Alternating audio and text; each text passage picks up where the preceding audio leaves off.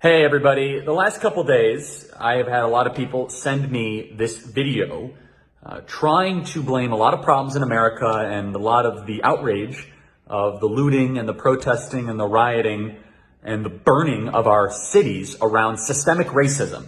And this video has gone viral, millions and millions of views. And so I want to debunk it piece by piece. So the first part of the video talks about wealth inequality, not around necessarily racial inequality or anything around that. And then around the 48-second mark, something very clever happens. Take a look.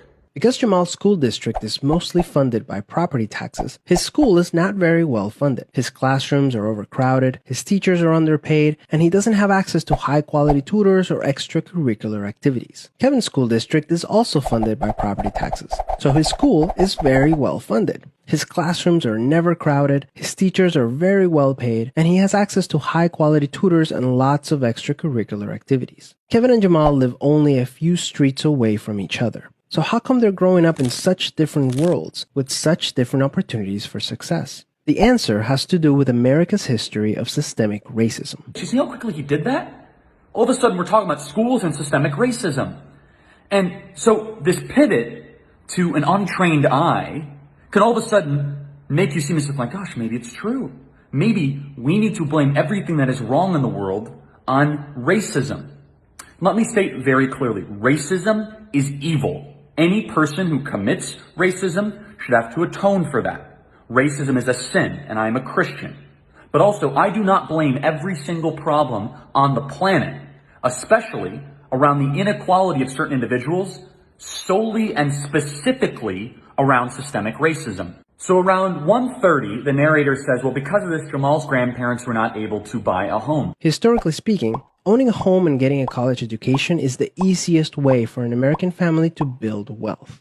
But when Jamal's grandparents wanted to buy a house, the banks refused because they lived in a neighborhood that was redlined. So Jamal's grandparents were not able to buy a home, and because colleges could prevent them from attending through legal segregation, their options for higher education were really scarce. I don't know what history of Black America he's looking at, but here's a fact for you.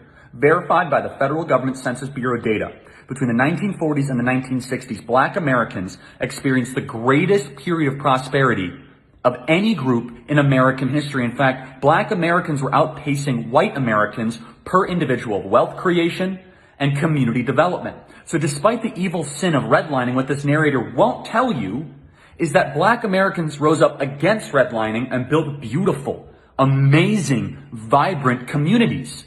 But then something happened that this narrator dares not mention in the 1960s and 70s.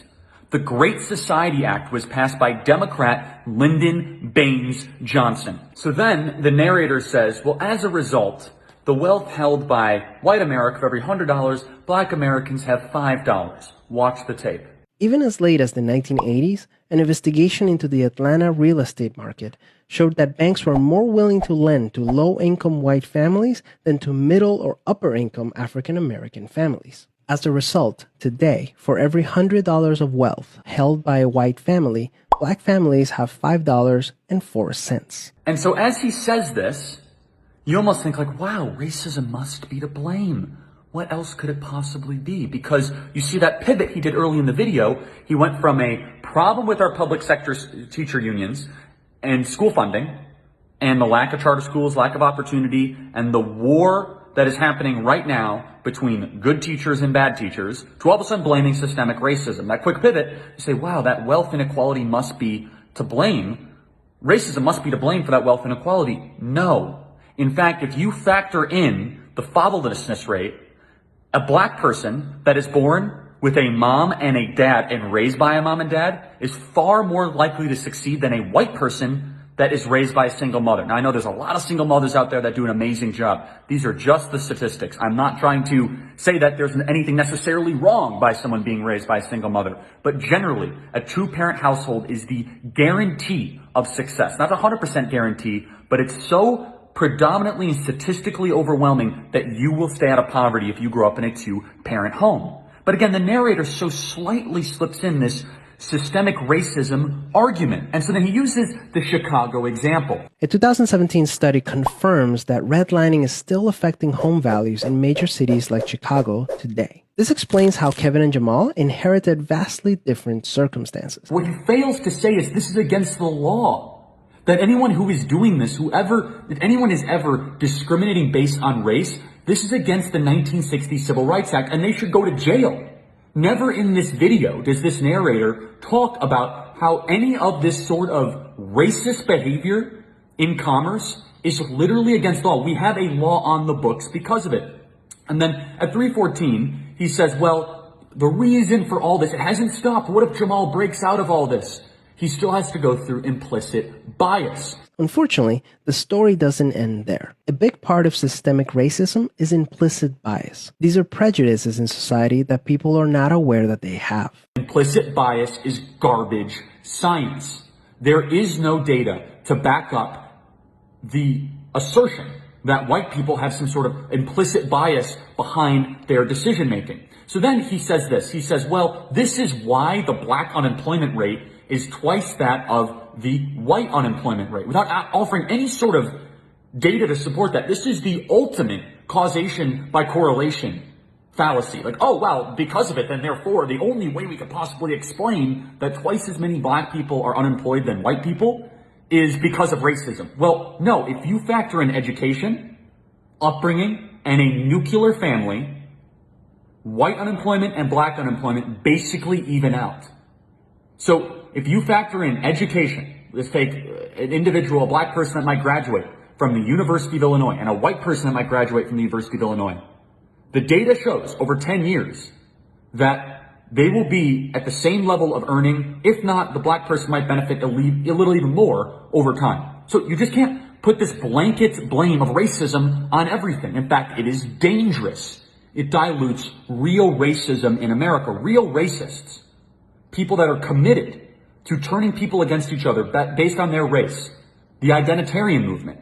You know they're happy when everything gets blamed on racism because then it cheapens real racism. You can see evidence of systemic racism in every area of life. The disparities in family wealth, incarceration rates, political representation, and education are all examples of systemic racism. Unfortunately, the biggest challenge with systemic racism is that there's no single person or entity responsible for it, which makes it very hard to solve. Wow, that is one of the most bold statements I've ever seen a person made in the video. That all the problems we have in America, incarceration rates, representation in Congress, education, and wealth are all because of this idea of systemic racism. Explain this to me. If racism is really in our DNA, as Barack Obama said it was, how was he elected president twice? Do you think that would have happened in the 1950s? Of course not. The failure to recognize any form of racial progress in America is wrong, and it is dangerous. We're actually a systemically unracist society. We are systemically accepting. We are systemically very racially tolerant. In fact, we are so systemically tolerant, we try to find issues where they do not exist.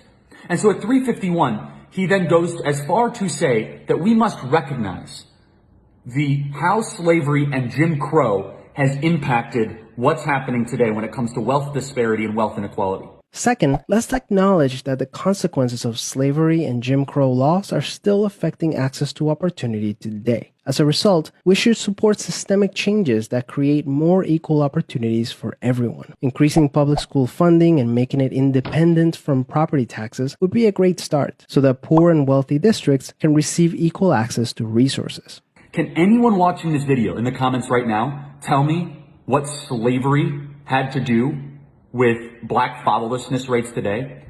Black fathers are not in the home. 70% of black children, and might even be more than that in certain cities, are born without a father in the home. What does that have to do with slavery? I'll tell you what it has to do with Democrat exploitation. The same Democrat Party that voted unanimously against the 13th Amendment and the 14th Amendment. The same Democrat Party that voted unequivocally against black civil rights in the 1960s. And no, the parties did not switch.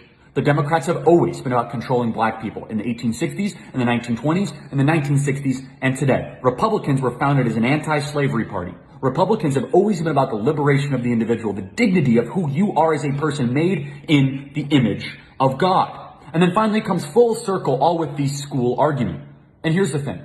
I believe that being able to read is a civil rights issue. This is why I fight so hard against the Democrat-controlled public sector teacher unions. Good teachers should be paid more, and bad teachers should be fired. This narrator refuses to recognize or even talk about how in 5 schools in inner city Baltimore, they could not find a black kid that could read at grade level in math or English. And that's not because of school funding. Actually, these schools have more funding than ever before. The Department of Education is issuing tens of millions of dollars of grants. It's because the quality of the teacher has declined and there's no competition in our schools. And we've actually proven, because of charter schools and other school options, black kids can get a step up. It is lazy. It is dangerous to blame all the problems in America, as this video did, incarceration rates, representation, wealth, all because of a group of people that happened to be racist many decades ago. It fails to recognize public policy implications, choices, taking responsibility for your actions. It fails to recognize the fact that we subsidize fatherlessness in the community. It is so beyond dangerous, because then what it ends up happening is we can never actually have a conversation around how to fix these problems. And it was not just the black community that was hurt by this. Go to Appalachia. Go to predominantly white parts of America where fathers are no longer in the home. The Great Society was not colorblind. Yes, it impacted the black community more, but fatherlessness rate went up in every single community. And people say, well, Charlie, there's white privilege and we're systemically racist. If we are systemically racist as a country, why is it that Indian Americans, Asian Americans, and Taiwanese Americans, Chinese Americans, and Vietnamese Americans are the richest per groups, even more than Caucasian Americans?